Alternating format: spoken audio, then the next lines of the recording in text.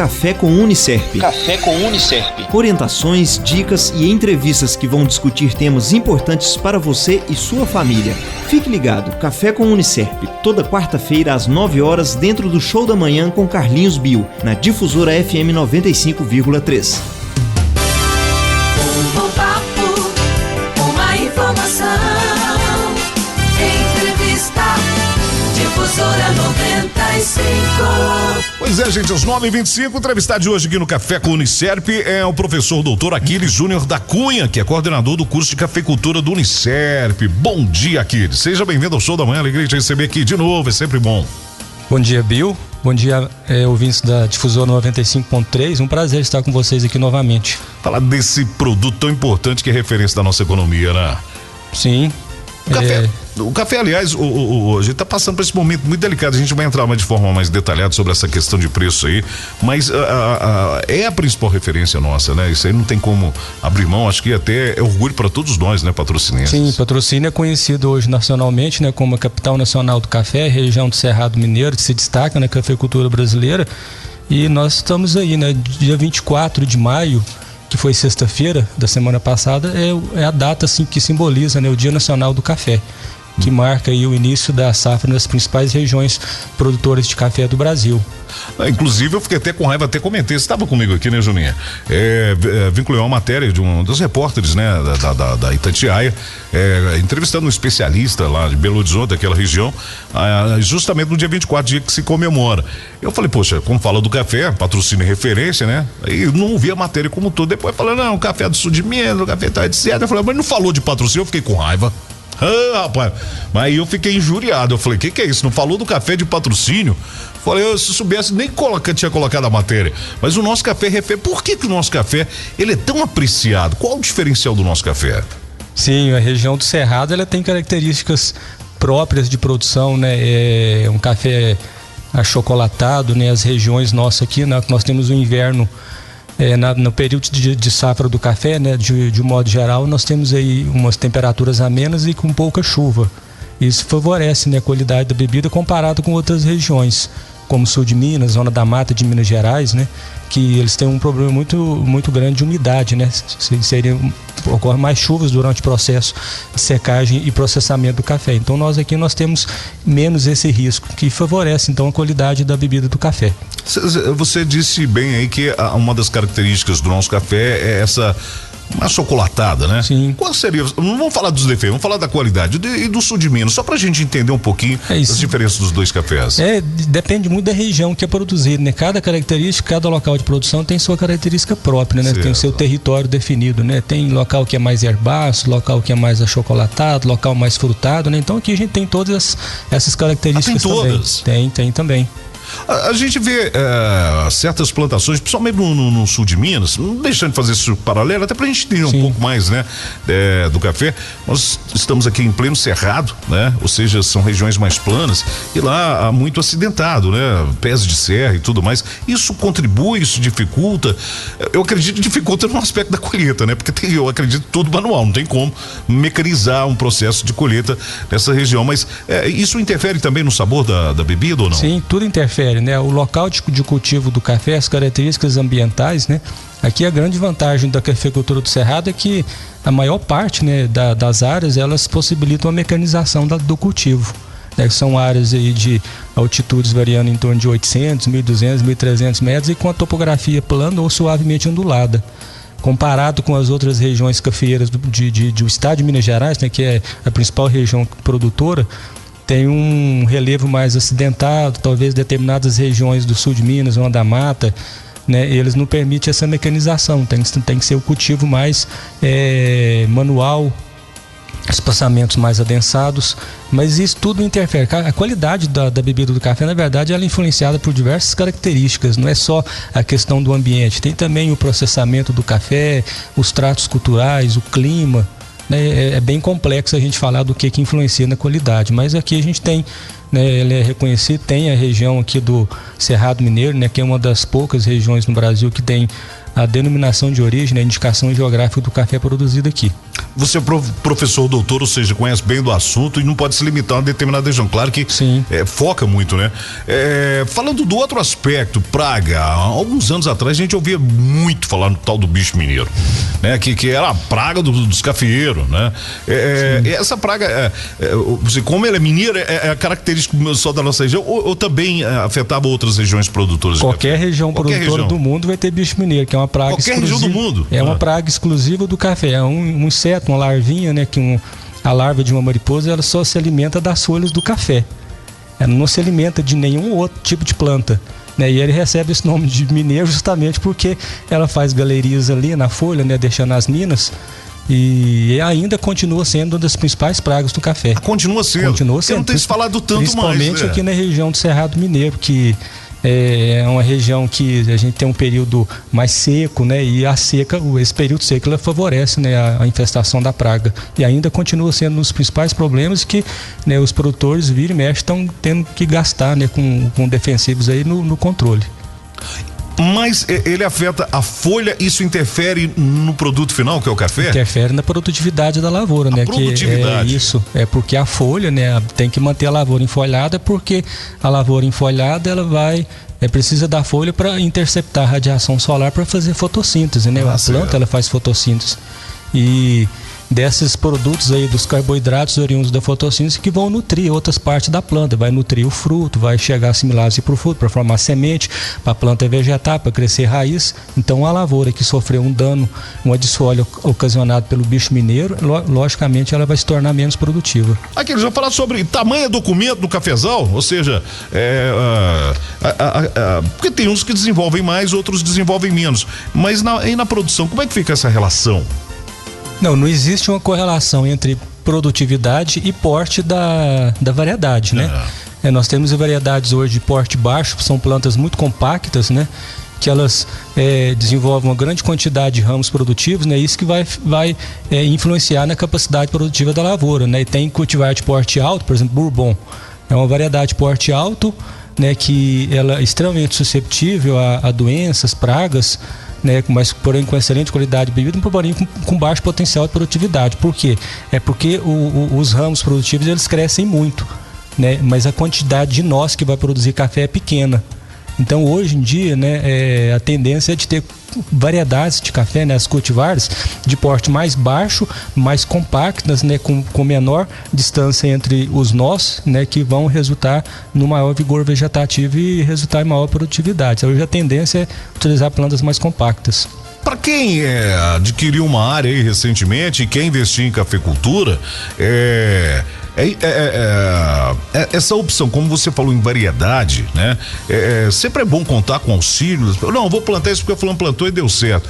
O solo interfere também. O que você nos fala a respeito disso? Qual a orientação que você dá? A maior dúvida, né, que o cafeicultor tem hoje em dia quando vai plantar uma nova lavoura ou quando vai escolher nas áreas de renovação, seria na escolha da variedade. Da variedade. É isso. Então, o que o produtor quer hoje? Qual que é a primeira opção que ele pensa? É em produtividade, né? Produtividade, resistência a doenças, qualidade de bebida, né? Ter uma variedade com bom potencial de bebida.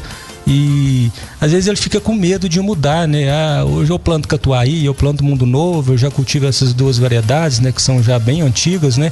Ele fica com receio, né? Tem aquele paradigma, né? De trocar, né, as variedades, né? E mais, né, ele tem que se pensar, tem que buscar a orientação correta, porque hoje, né, nós temos aí órgãos de pesquisas como a Fundação Pro Café, a IPAMIG aqui em Minas Gerais, o IAPAR, né, o próprio IAC, né, que tem desenvolvido um trabalho de melhoramento genético, né, são várias variedades aí disponíveis no mercado, sim, com mais produtividade, mais vigor, com resistência a doenças, né, resistência à seca, tem variedades mais tolerantes ao frio, né, aptas para ser plantado nessas regiões mais atingidas por geada, mas principalmente, né, muitos materiais aí com bom potencial de produtividade aí, que também vai resultar numa melhor lucratividade, né? E principalmente a gente pensando, né, que o café está passando por ciclos de preço baixo, o produtor ele tem que ter produtividade, né? Porque se não tiver produtividade, o custo de produção dele por saca vai ser alto. Entendo. Quando você fala em produtividade, né? Aliás, deixa eu partir do princípio. Quantos tipos que existem hoje? Você falou 2 já tradicionais, né? Sim. Conhecidos aqui. Praticados aqui na nossa região. Sim, não, Bill. Variedades de café hoje registradas no Ministério da Agricultura, né? No mapa, né? Eu acredito que deve ter mais, eu não tenho o número exato não, mas eu acredito que deve ter mais de 50 variedades hoje disponíveis, 50 variedades já. Agora, mais plantadas aqui na região nossa, aqui, podemos destacar em torno de umas 6, né, que seria, além dos catuaís, né, que tem catuai vermelho, catuai amarelo, o mundo novo, né, que já são variedades tradicionais, né, temos áreas de cultivo aí da variedade topázio, né, que é um material de Epamig, bastante cultivado, os catucaís, né, que são materiais do Procafé, né, com resistência à ferrugem, muito produtivos também. Tem a cultivar arara, né, que é um material novo também do Procafé, muito produtivo, e os materiais da Epamig também, né, novos lançados agora. Tem o Paraíso 2, né, Ametista, Catiguá MG2, e inclusive um trabalho que a Epamig está desenvolvendo aqui em Patrocínio é fantástico, né? Ela tem 26 unidades demonstrativas, né, de cultivar de café exclusivamente aqui da Epamig em 12 municípios aqui da região. Uma parceria com a Federação dos Cafeicultores, com a Fundacer, que a gente da Unicef também a gente apoia esse trabalho deles. Então eles implantaram em 2007, esse ano é a primeira safra dessas unidades demonstrativas. Todas elas estão localizadas em propriedades aqui da região do Cerrado Mineiro. Então, ao fim aí de 4, 5 safras, né, o objetivo é chegar para o produtor e indicar, para a sua característica da sua região de altitude, né, altitudes mais altas, altitudes mais baixas, o manejo local da região, irrigado, sequeiro, as mais recomendadas são essas. Bacana, sempre então para não jogar dinheiro fora, sim, né? Quem vai para as propriedades rurais vai desfrutar dos nossos mananciais que nós temos aqui na região, que é muito, vai lá para a Rocinha, né? Lá pro rancho. A gente passa por cafés já, passa 1, 2, 3, 1 ano, 2 anos, tá lá um mesmo pezão de café, tem uns novinhos, tem uns pela metade. Qual o período produtivo de um pé de café? No princípio, nós estamos agora no finalzinho de maio, período de colheita. Qual o período ideal de plantio? Sim, a época de formação do cafeeiro a partir do mês de finalzinho de novembro, dezembro, né? Porque tem que ter a muda pronta no viveiro, certo, né? Certo. Depende de ter a muda pronta. E essa muda, ela está começando a ser formada agora, o processo de lá no viveiro, né? De plantio da semente, ela demora em torno de 6, 7 meses para ficar no ponto ideal para plantio no campo. Então vai ser no mês de finalzinho de novembro, dezembro, janeiro, são essas épocas que se concentram, né? O plantio das lavouras. E o café, né? Ele, depois de plantado, ele vai dar sua primeira produção com 2 anos e meio. Né? 2 anos e meio primeiro. 2 anos e meio, primeira safra. E são quantas safras? Depende de espécie? Depende, mas aí vai ter, geralmente ele tem a primeira, segunda, terceira safra tem produções crescentes. Aí a partir da 4ª, 5ª até a 8ª, 10ª safra, ele começa a ter aquela variação bienal de produção, às vezes um ano de carga alta, um ano de carga baixa, e depois do café produzir 10 safras, 12 safras, aí ele começa a perder vigor.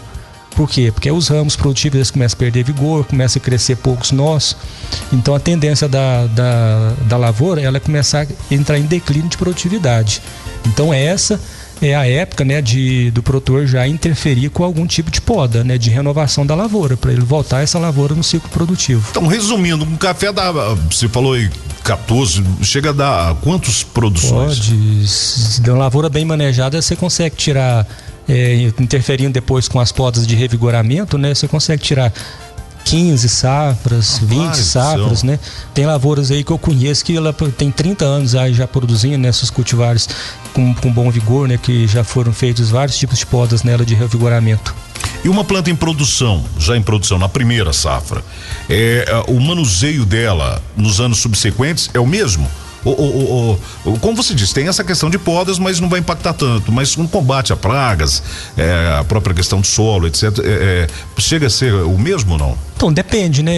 Quando a lavoura começa a produzir, o manejo que a gente faz dela em termos de adubação vai depender da perspectiva de produtividade, né?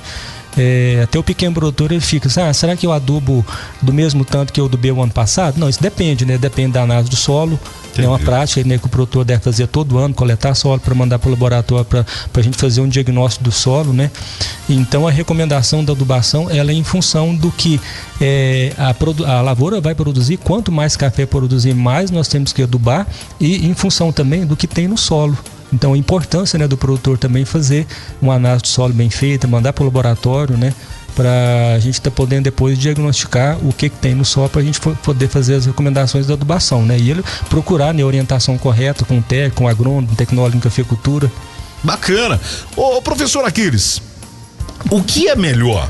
A gente sabe que devido a problemas principalmente de vínculo, né, empregatício, essa coisa toda, ações, os produtores foi abandonando porque ficaram desgostosos, né? Mas o que é mais vantajoso, né? Tirando essa questão aí, para o pé de café e para o próprio produtor em termos de qualidade, o plantio, a colheita manual ou a colheita mecanizada? Não, com relação à questão da planta, a questão da qualidade, não existe diferença nenhuma entre a colheita manual e colheita mecanizada, né? Tá. Hoje essas máquinas colhedoras de café, elas já estão muito bem reguladas, né? O princípio de funcionamento delas, que se for bem regulado, as varetas vibradoras, elas não causam danos tão grandes assim na planta em si, né? Coisa que a colheita manual também seria praticamente o mesmo, né? Agora, como você disse, né? Hoje o grande gargalo nossa cafeicultura é o custo, né, da colheita. Colheita manual, o custo dela fica caro, questões trabalhistas, né? E aí o produtor realmente ele está preferindo, né, tá partindo para a colheita mecanizada. Além de agilizar o processo de colheita, né, no final das contas, né, vai ter um custo por saca colhida, ele fica menor. O grande investimento vai ser na compra do maquinário, né? Que deve ser. Isso, se o produtor não tiver a máquina de colher também, isso aí nós temos diversas máquinas terceirizadas aí que fazem esse tipo de serviço aqui para o pequeno produtor também. Porque hoje, até o pequeno produtor hoje, ele está partindo para colheita mecanizada. Ele aluga a máquina, ele paga por hora, né? E faz a safra. Por mais que se evoluiu tecnologicamente, eu ainda acredito muito na sensibilidade humana. Porque você está ali apanhando, né, o café, principalmente mulheres que são mais, né, dedicadas, a visão, a questão de perda, até, ou seja, essa colocação com relação a essas regulagens desses equipamentos novos aí, né, ou seja, são tão precisos que não está tendo perda ou continua ou tem perda?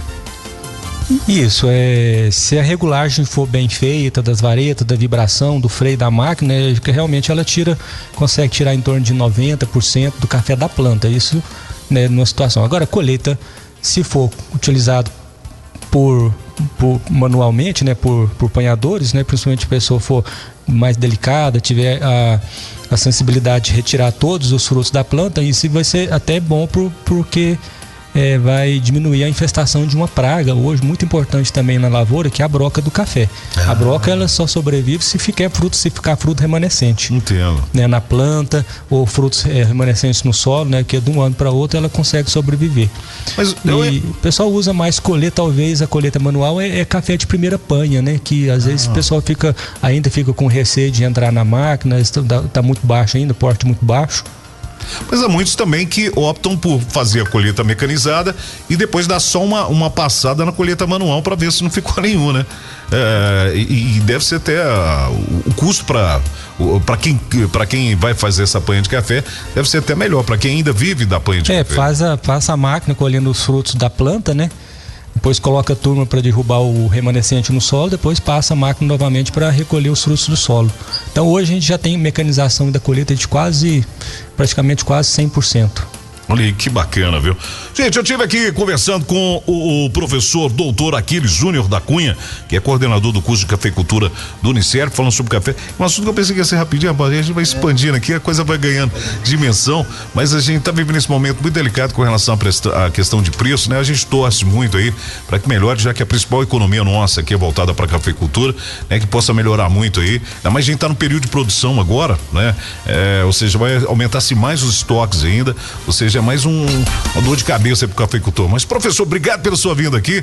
Eu espero receber na próxima oportunidade e dar continuidade ao assunto aí. Agradeço a oportunidade de estar presente com vocês aqui e colocamos à disposição, né, para qualquer dúvida que tiver, né, se vocês quiserem lá, alguém quiser ir lá conhecer também o Unicerp, o curso de cafeicultura, estamos lá, né, para recebê-los aí de braços abertos. É um curso com duração de quantos anos? 3 anos de duração, 3 anos. Curso tecnológico, né, de curta duração.